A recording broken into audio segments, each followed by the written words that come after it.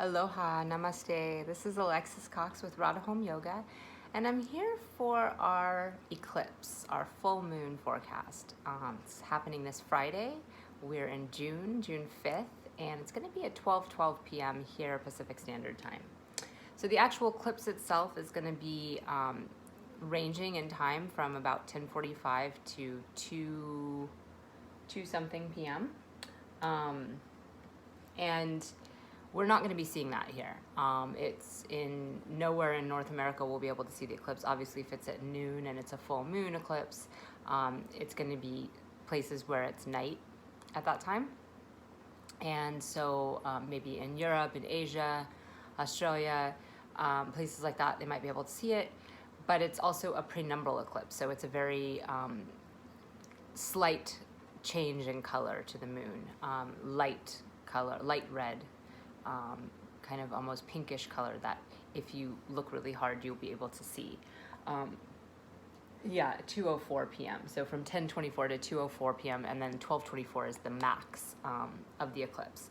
So energetically, of course, we will feel it and we will be experiencing that effect. So I want to explain a little bit about what it is to begin with, and then we can go into what what practices or something we might want to do at that exact time.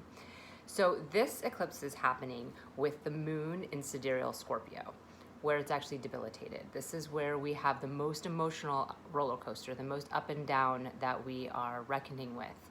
We have to remember the moon moves daily. So there are 27 nakshatras, 27 stars, and they make up the 12 constellations. The moon is moving through these stars constantly. I mean, it's like not exactly a day, but it's happening almost to that rhythm. And that means that our mind and our emotions are constantly fluctuating. They're constantly changing. I was having a conversation today with somebody about, what's going on with the Black Lives Matter protests, and did something shift at this point, Yes, every day it shifts. At the point of the actual violence starting, that began this whole thing where George Floyd was murdered by a cop, the moon was in a very specific place in the sky. And as the rioting began, or the protesting began, the moon was at another very specific place in the sky, specifically a fire sign in Leo. And then anger really started while it moved into Virgo. That's because Mars, from its placement in the sky in Aquarius, was giving drishti, giving its energetic gaze to the moon when it was in Virgo. There's always a shift in our mental and emotional energy because the moon is changing so much. So the moon is intrinsically unstable, which means our mind and our emotions are intrinsically unstable. We're not the same one day to the next, or even often minute to minute, because of specific, you can even look at exactly degrees when the moon is specifically receiving that drishti from Mars. There's just so much richness in just the moon itself, and just studying the moon itself. So when the moon is in Scorpio, what we experience is this tumultuous facing of our fears. The emotion in Scorpio, it is a water sign, so it's going to be emotion-based, is coming from this fear, the fact that we have all these fears that we're going to lose people we love, our own fears of death, our fears of shadowy places we don't choose to go into, we don't want to go into. And when a powerful a powerful planet like Mars is there, who's the ruler of Scorpio, he can really bring the courage and the tenacity and the discipline, the action that needs to happen in order to face those fears. When the sun is in Scorpio, you can see that bright light shining on all those shadowy places, bringing those deep fears we have. Like if you have, a lurking bug in the corner and it's really scary, and then you shine a light on it, it becomes less scary once it's in the light. But the moon is where we want to connect. The moon is where we want to feel, we're trying to feel stable. That's our goal. It's like we want to connect to something that will give us stability. We want to feel at peace, and that's why the moon is exalted in Taurus, where we're more likely to take care of our physical daily needs and feel that calm peaceness. I don't think peaceness is a word, but we'll go with it. So that's already a factor, right? That we're already going to be going through this emotional roller coaster. And the moon is already in Scorpio. Right now it's Thursday when I film this. So we're already beginning that. And actually the moon is debilitated at the beginning of Scorpio, so we're it gets better. We learn through the different parts of Scorpio, which is the first part is the other half of Vishaka. So the first part of Vishaka, the star is in Libra, and the second part is in Scorpio, and that's where it's debilitated, and we're feeling all this like pain and suffering, trying to take our own path in life, and having to reckon with other people and our relationships with people, and all of our fears come up. And the next path is Anuradha, or the next star is Anuradha, where we really dive into our devotional self, and that helps us move past a lot of our fears through faith. Then we move into the final part, which is where this full moon is, which is called Jyestha, and this is the eldest. It's ruled by Indra, the king of the gods.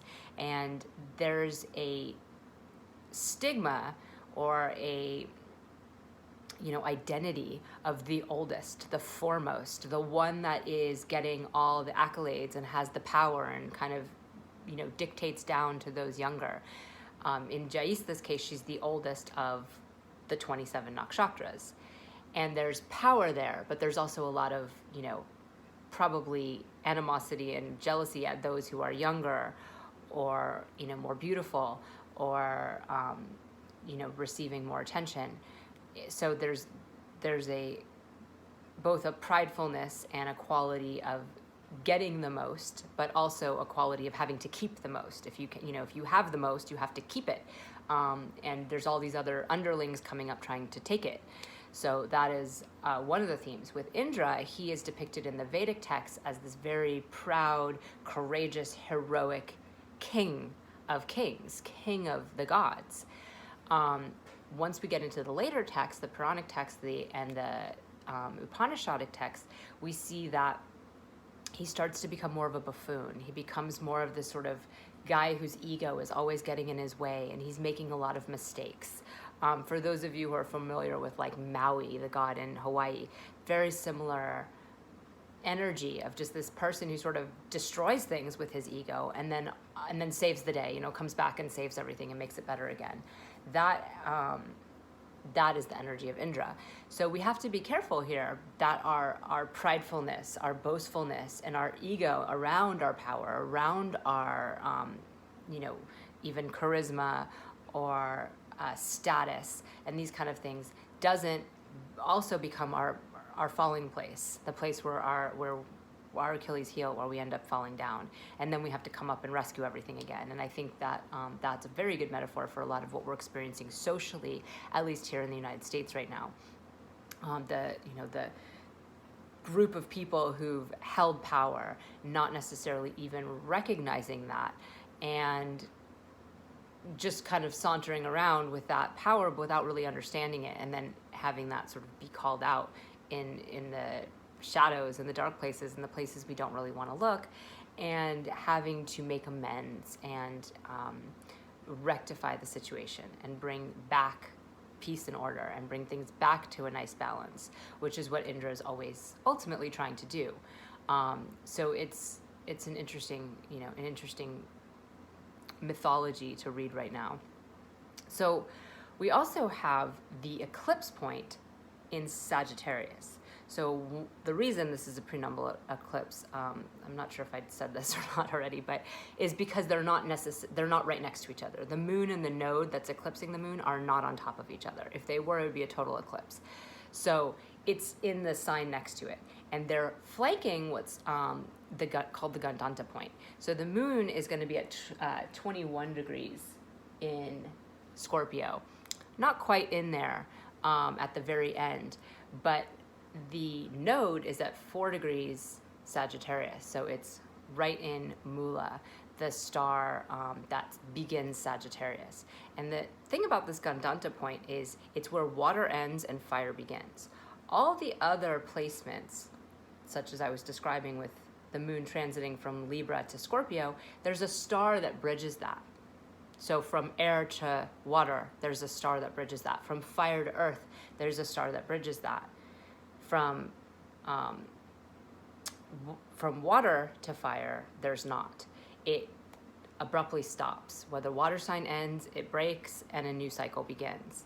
And this also marks points in our zodiac where we move from self to relational to universal themes. So from Aries to Cancer, we're really reckoning with our own self, our own things that we're getting through. From Leo to Scorpio, we're reckoning with others. And then from Sagittarius to Pisces, we're looking at a more universal playing field. So the lessons we're learning are in that scope. So that break happens to abruptly bring us out of that realm that we're in into a new one.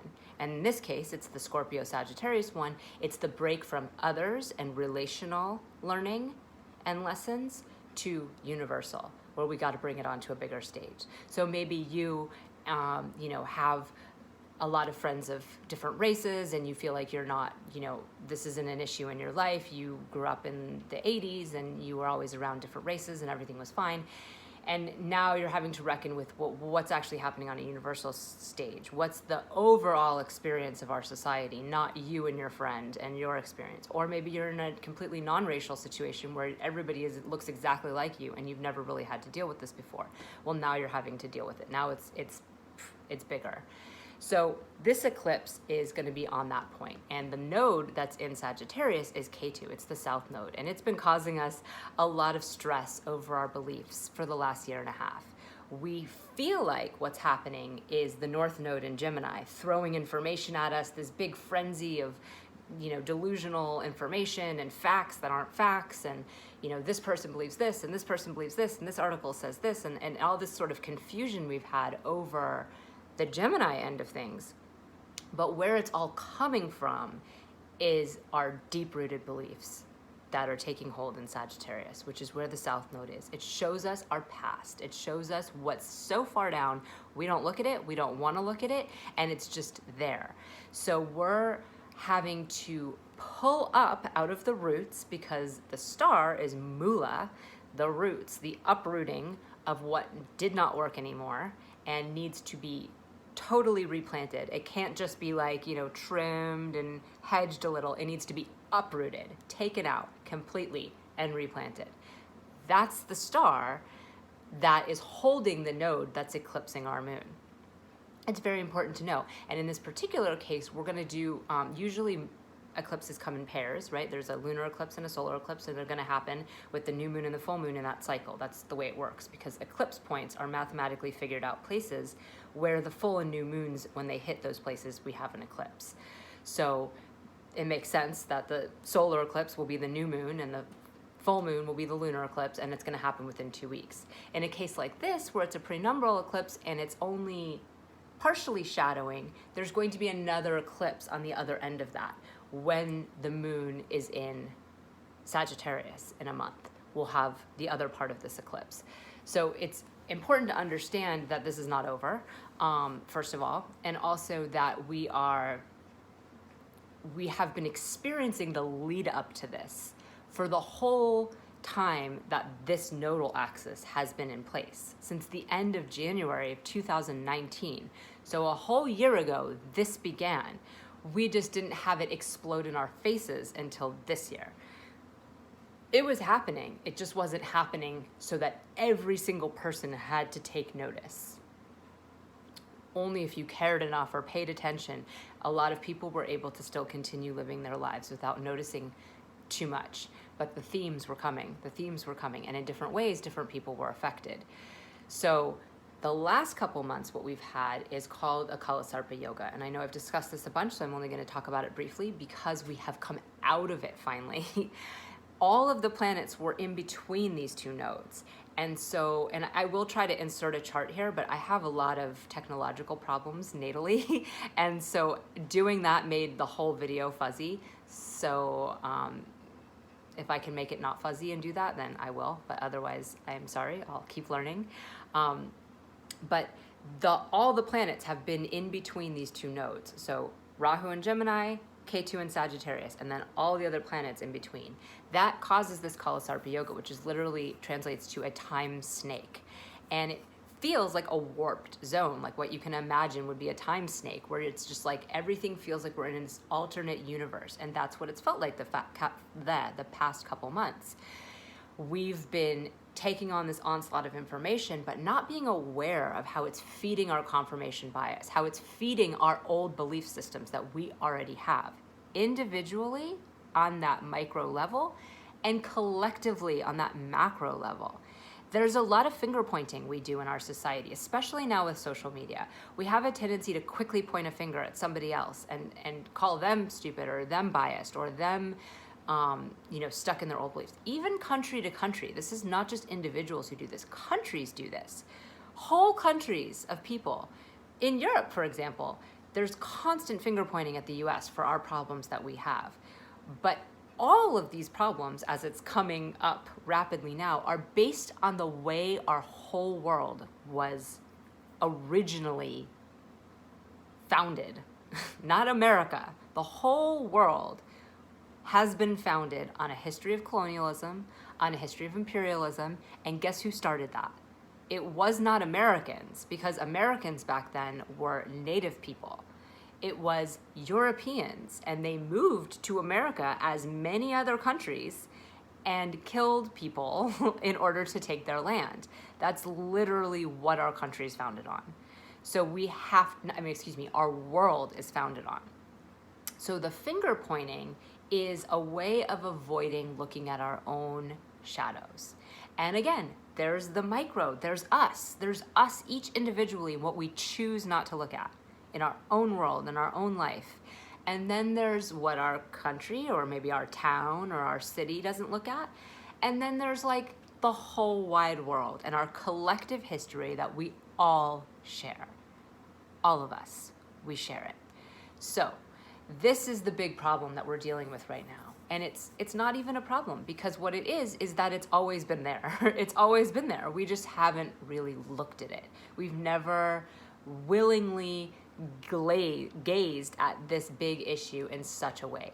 Now, individual people have, individual organizations have, maybe even individual countries have. They've been touched on again and again and again, but there's always this avoidance, this quality of not wanting to see. And K2, the South Node, shows that more than anything when we really don't want to deal with something. Wherever K2 is in your chart natally, that's the place you most eschew. You're like, I don't want to know about it. I don't want to look at it. I've been there. I've done that. I've taken care of that. But you haven't. And collectively, we have not taken care of this issue of where our beliefs come from and what they're founded on and how they come from subconscious places. It's not like we chose our beliefs the way that we might want to think we did. We might have chosen new belief systems. We might have worked very hard in our own life to, find teachings and wisdom that resonates for us and paths that work for us. But there's that deeper place that we didn't choose, and it's still there. Until we really heal it, it's still there. And even if you personally have done the work to really work on that, if it's in society, then it's still there. It's something you have to deal with. It's something your children have to deal with. It's something your partners have to deal with. It's the world you live in, and it sets up, every time you go to a store, the people in the store have to deal with it. It's something that is so interconnected into all of our lives. We really can't avoid it. And this eclipse is really going to bang that out for us, because what broke free of the Kala Sarpa Yoga was Mercury, which is our discrimination. It's our capacity to see things as they are, to be able to look at information and discern fact from fiction, to see, that looks really sketchy. That is not, that's been kind of copy and pasted, or to look at a photo and see that there's something wrong with it. It's like that kind of quality where you can see the BS and you can not have an agenda that's driving that vision. Because when you come with a confirmation bias, you're going to spot the same BS you want to spot every time, and you're going to constantly find things that confirm that. That's what confirmation bias is, and we all do it.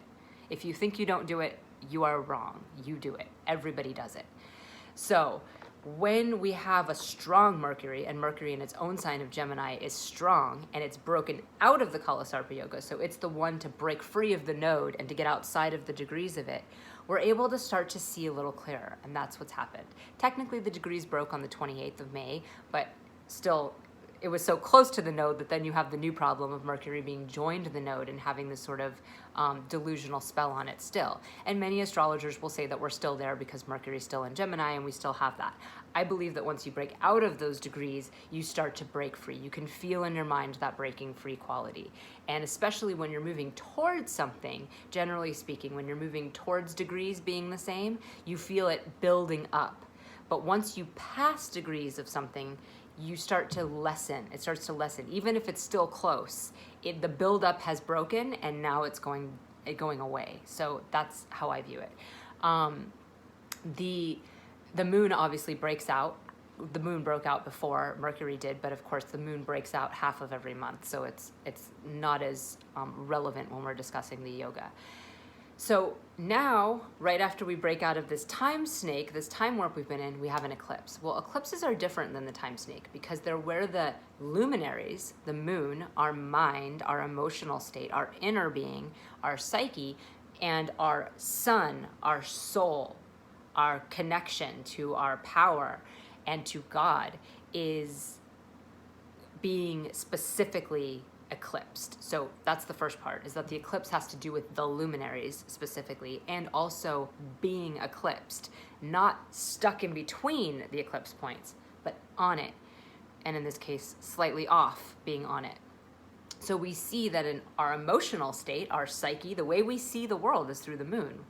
And as I said before, it's always changing, it's always evolving. But in Scorpio, it's tumultuous. In Scorpio, it's emotional. It's, why me? Why is this happening to me? And then it's kind of like, oh, well, maybe I have to face some shadow part of me that is causing this. You know, maybe I did this.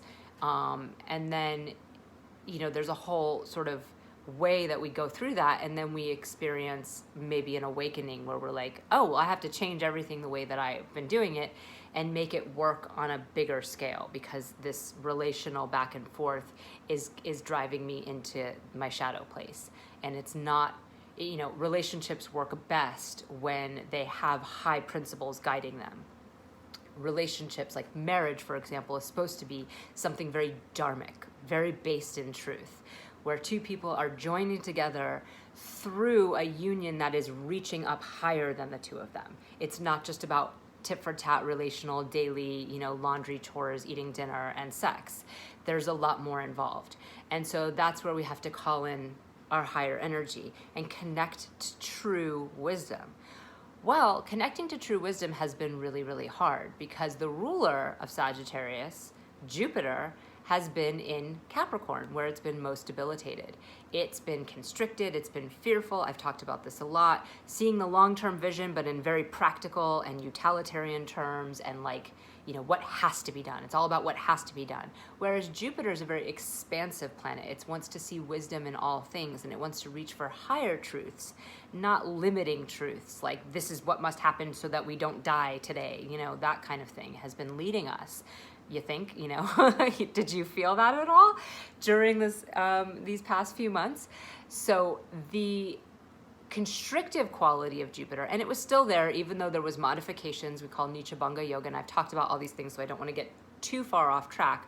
But, you know, there was the ruler Saturn joined, and for a while exalted Mars joined. So there was things that helped Jupiter, but it didn't change that constrictive quality. All of those planets were in Capricorn. So everybody was working for this long-term goal of not dying, literally.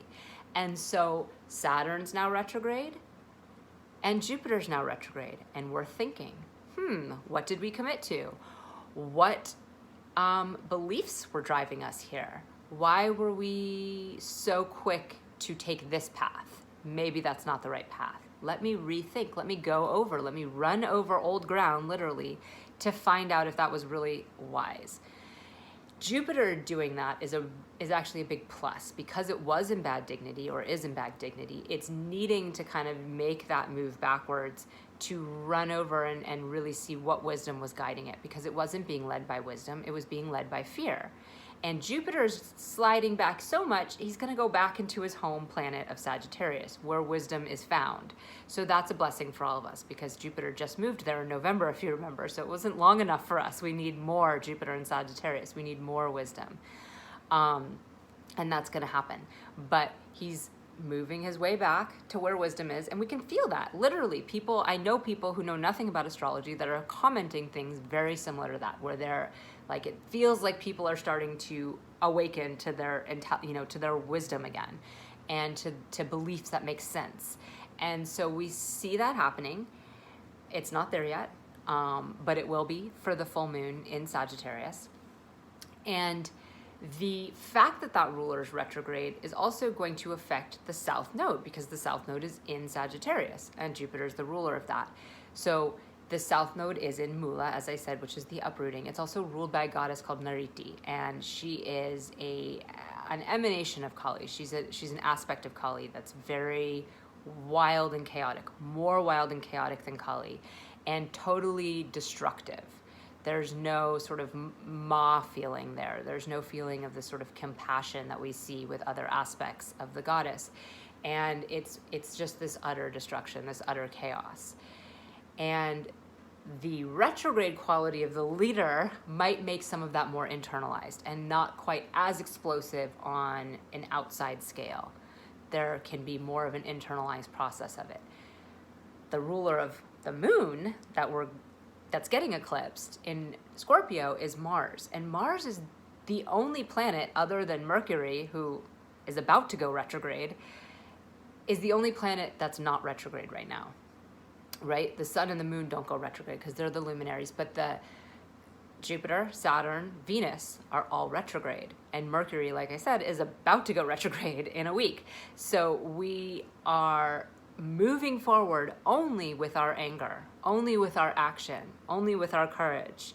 And where is that anger, action, and courage? It's in Aquarius, the sign of social justice, the sign where we want things to be fair, and we need to create new systems and new ways of doing things where they are fair. And it's across from Leo, the opposite of Leo, where power and kings and leadership and authority and lineage is what leads the way. And it's saying, no, we're done with that. We're done with that game. We want new paradigms, and we want them to be designed in a way that works for everybody. And Mars, being what Mars is, which is literally anger, action, discipline, courage. It's just goes forward. It's the general of the army. It's moving. It's doing its thing. And in Capricorn, it was doing its thing in effort of a long-term preservation goal. In Aquarius, its thing is coming from the intellect, because it's an air sign, and it's making new systems, making new pathways, and it shows a lot of anger. The air signs with Mars, we see anger because it's mental. It's a mental constriction. It's not as physically capable. There's no channel of physical to get it through, so the anger comes out in these different ways. And yes, they come out physically, the anger, because there wasn't that disciplined channel. It's not where we get up and work out every day and channel that energy. It's where we are not channeling our physical energy, and instead it's going into our brain and our mental arena, and it's exploding. And again, in a sign of social justice that notices the way the power has been held, that's how it's going to explode. And I've been talking about this for months, and so have other astrologers. Jupiter retrograde sparked this part of thinking about things, and why are they like this, and why Jupiter even represents governance. Why are these the laws that are made? Why is this the way the government's working? All these different things. And then you see Mars, militant in Aquarius for change. So this is an interesting time, as you know, because you're in it. But it's not going away tomorrow. It's still here. And at least for the next couple weeks, really for the next month, we're going to still be experiencing this sort of upheaval that's happening, because the eclipses are just here now. And while we do have this brief moment of clarity with Mercury, we kind of could see outside of things, when he starts to move retrograde, we'll see that kind of pile up too. And Mercury always causes us frustration when it's retrograde, because we have trouble with our communication. We have trouble getting things out. We feel unheard, and literally things don't work, like computers and stuff like that. So it's a different kind of confusion than the nodal confusion, but it is still that, and it's going to, of course, move backwards in the direction of the North Node, so there's that also. And Venus is retrograde. So our relations are something that are kind of, going over old ground, and we're having to rethink different contracts we've made in relationship, and different agreements we've made, and things that we think make us happy, and do they make us happy, and is our comfort and ease at the expense of others' comfort and ease. And are we getting what we want and need in our relationships, and all these kind of different things. So all of these issues coming up and all of this rethinking that's going on right now is it's causing this situation that's at hand. And it's easy to think, oh, this is bad, and 2020 is bad, and you know, when is this going to end? That's what I hear more than anything. Like, when is this going to end? And the truth is it, you know, we could pass through this cycle having all these different explosive experiences, and we could come out the other end with not much changing. We could come out the other end, especially on a personal level. We could really choose to avoid the whole situation and come back and really not have learned much from all of this. But that's not the point of stressful situations. The point is not to have to learn the lesson again in another 10 years, or another 20 years, or another 30 years, or another 100 years. The point is to learn lessons when they come at you so that you don't have to learn them again. So the more we can grow, the more we can get somewhere and change things, the better. And that's something that we need to each take personal responsibility for, because again, there's that finger pointing where we even look at all of society as like this. Oh, this is something the cops do. This is something that happens from the government. This is something that happens over here. All of these alignments that I speak of and that other astrologers speak of are happening to everyone. They're happening to the individual politicians, the individual police officers, the individual protesters, the individuals that you're in relationship with, the people in the office you work in. Everybody is having these same experiences. So it's not like you get a little special timeout because you're having an eclipse on your own and everyone else is supposed to be normal. Everyone is having these issues. The clerk at the grocery store you go to. Everybody's affected. We're affected in different ways because of how our own chart shows up, and these transits affect our chart, and also what karmas we're running and other things that are very detailed in the Vedic system. But we're all in this. And so that delusion you're experiencing, the person you're engaging with is also experiencing. And it's important that each one of us not only recognizes that, and it causes empathy. Many astrologers have strong levels of empathy because they do recognize that, but it also gives you an opportunity to change yourself and recognize that that actually does have an effect. If you recognize what you're in and you're able to sort of step outside of it for a second and say, hey, this is what I'm experiencing, this person is also experiencing that, you can choose to take a higher path or a bigger road. You can choose to evolve yourself. That gives someone else permission to also evolve. If you act the same crappy way you've always acted, that gives someone else permission to act the crappy way they've always acted. So we give each other permission with this effect that we have when we show each other what we're doing. And that's how social justice works too. That's how all of these protests have worked. One person chooses to stand up and say something, and someone else, it gives permission to someone else to say, hey, you know what? That bothers me too. Hey, you know what? It bothers me too. It bothers me too, bothers me too, bothers me too. And then it gives permission to people who might not have been bothered by it, who might not have been affected by it, to stand up and say, hey, I can't believe that, but that bothers me too, to even know that you're having that experience. And it starts to snowball.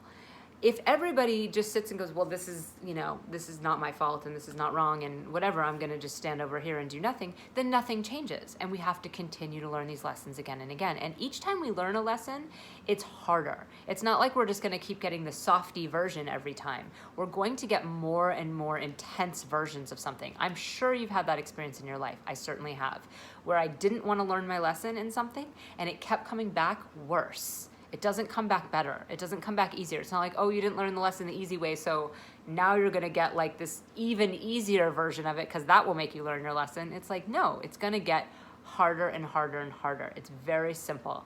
It's the cause and effect of what we do in this world. It's not that there's, a man in the sky dictating that you personally are so important that you need to learn this lesson.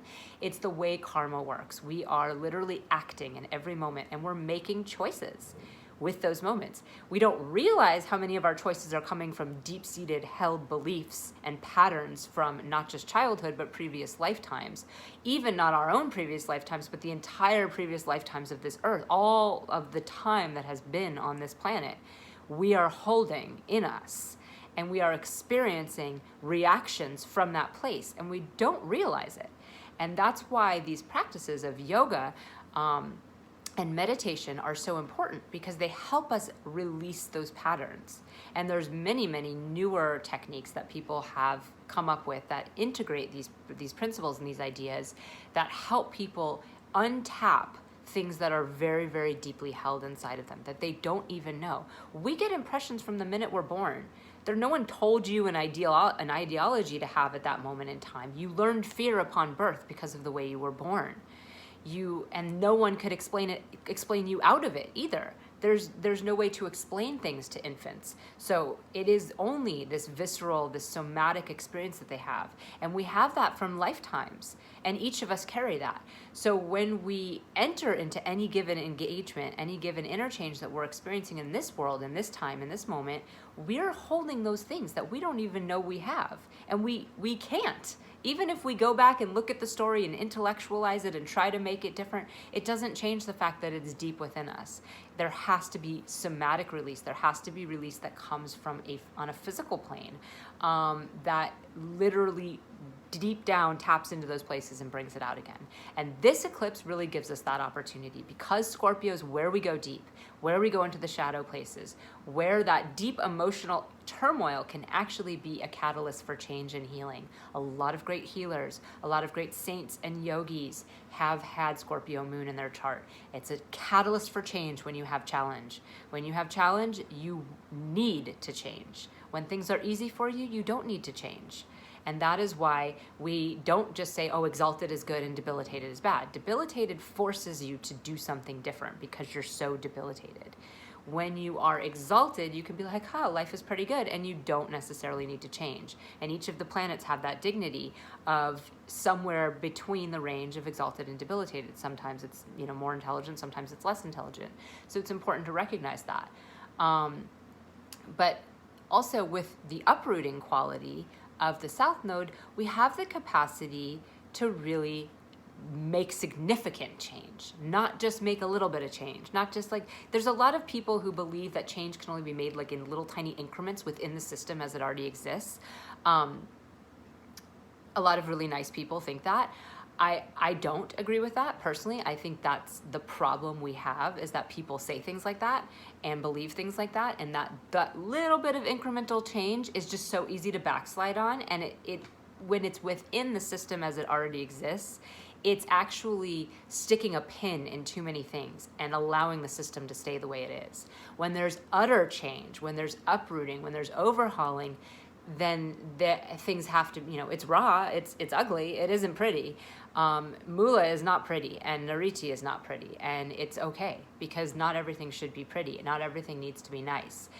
The good enough quality of that thinking is not good enough, because it doesn't make change. It doesn't actually make change. I've heard too many comments of people recently, and they say they're like, well, look at these peaceful pictures of the marches that happened in the 60s. It's like, are you kidding me? There was bloody warfare at that time. It was not pretty or cute or sweet at all. And it didn't change the whole world. We're here now. It didn't change everything. So these battles are still being fought, and things still are quite tumultuous, and they have been. And some people can't turn away from that because they don't have that privilege. So if you are going to try to look away from what is happening right now, it's going to come back and hit you in some way, somehow. So now is an awesome opportunity to really dive deep into whatever it is you believe and whatever it is you've been thinking, and see where that comes from. Your family is an awesome place to start. Most of us have deep family stuff we don't know about. We don't recognize, we don't want to talk about. If your parents are still alive, if you're fortunate enough to have your parents alive, talk to them. Ask them questions. Grandparents, even better if you can do that. Really try to go to the roots of your own belief systems. And of course, there's history and stuff like that for the roots that we all share, but you might have to dig pretty deep on that too, because especially if you studied history only in high school, which most people probably did. Most people don't really study history in college unless it's part of something they're majoring in. Your history was really, I don't even want to say watered down. It was pretty much a lot of it bullshit. High school history is not really a very good place to get your wisdom or knowledge about the past from. So you really need to actually do some actual research and reading. You know, there's a little bit of truth, I think, into what we might have been taught at that time, and it might depend on when you went to high school, you know, what years you went, what school you went to, these kind of things. And also the environment you grew up in. You know, if you grew up in a very homogenous environment, that's going to be something to really look at. Even if you feel like you have really, you know, people around you that taught you diversity and things like that, if you didn't learn it in, again, that sort of visceral way where you're growing up around diversity, then it's not really totally there for you. And you might not recognize it. It might be a big black hole in your awareness. And we all have massive black holes in our awareness. So it's important to know that, not feel shame around it. It's not your fault that you have black holes in your awareness. It's not your fault that you are, you know, that you were raised in the society you were raised in. It's not your fault that you were taught the history you were taught. None of that is your fault. But what is now your responsibility is to step into a place of awareness and want to learn more, and whatever that looks like for you. So anyway, this is going to be a powerful eclipse, and as always with eclipses, stepping outside into the real world and trying to do a bunch of stuff is not really recommended. Even something like protesting at the moment of the eclipse can be really counterproductive, because your energy is sort of in this outward place where you're trying to get things done. If you're trying to grocery shop or, you know, do something, it's like that's practical everyday kind of energy. And even protesting is like maybe not everyday practical, but it is like functional. It's wanting to achieve something in the outside world. Whereas eclipses are times for more meditative experiences, for more stillness and more quiet, and being inside is generally recommended. And this helps us receive energy. It helps us literally allow the energy to come in and like enlighten us, because the nodal axis is a place of confusion and delusion, but it's also a place of great flashes of wisdom, great flashes of insight. Amazing knowledge can come through to you at that time, but you have to be open to it. And especially the K2, the south node, it's going to be from the past. It's going to be all this deep stuff. So really being in a reflective space and a calm space would be good, even if you can be, you know, in a place that's not super you know, hot, maybe near water or something like that. That can really help you with your receptivity. And the receptivity is key if you're going to really get the messages you need to get.